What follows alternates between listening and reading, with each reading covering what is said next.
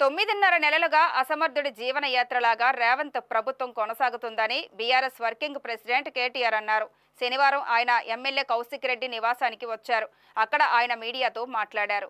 100 రోజుల్లో 6 గ్యారంటీలు అమలు చేస్తామని, 2 లక్షల రుణమాఫీ అని చెప్పి 2 లక్షల ఉద్యోగాలని చెప్పి అన్ని వర్గాలను రేవంత్ రెడ్డి మోసం చేశారని, ముఖ్యమంత్రి స్వయంగా ఎమ్మెల్యేల ఇంటికి చేరి కాళ్లు పట్టుకొని మరి కండువాలు కప్పుతున్నారని అన్నారు. ఈ నేపథ్యంలో హైకోర్టు తీర్పు ద్వారా కాంగ్రెస్ లో భయం మొదలైందని కేటీఆర్ తెలిపారు. పనికిమాలిన ముఖ్యమంత్రి 10 ఏళ్లు తెలంగాణ ఎంత ప్రశాంతంగా, హైదరాబాద్ ఎంత ప్రశాంతంగా ఉందో మీ కళ్ళతో మీరే చూస్తారు. అందుకే హైదరాబాద్ ప్రజలు మాకు కడుపు నిండా ఆశీర్వదించి ఒక్క సీటు కూడా కాంగ్రెస్ పార్టీకి ఇవ్వకుండా అఖండమైన తీర్పునిచ్చినారు.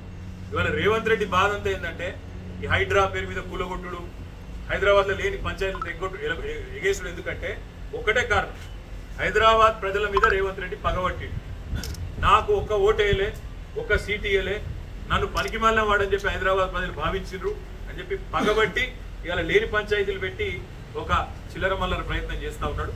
ఒకటి మాత్రం పక్క, మేము ముందు చెప్పినాం, ఇప్పుడు కూడా చెప్తా ఉన్నాం, తప్పకుండా హైదరాబాద్లో ఉన్న ప్రజలందరూ మావారే. కేసీఆర్ గారు ఈనాడు కాదు, తెలంగాణ రాకముందు చెప్పిండ్రు, తెలంగాణ వచ్చినాక చెప్పినారు.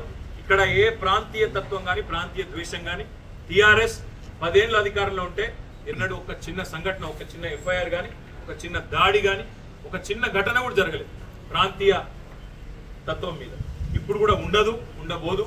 తప్పకుండా మరి గాంధీ చేసిన వ్యాఖ్యలు కూడా ఒకసారి పరిశీలించాలని నేను కోరుతాను. కౌశిక్ రెడ్డి మీద నోటికొచ్చినట్టు బూతులు మాట్లాడడం, నోటికొచ్చినట్టు కౌశిక్ రెడ్డి గారి కుటుంబాన్ని తిట్టడం, బజారు భాష మాట్లాడడం, ఇదేనా రేవంత్ రెడ్డి నేర్పుతున్న సంస్కృతి అని చెప్పి కూడా నేను అడుగుతా ఉన్నాను.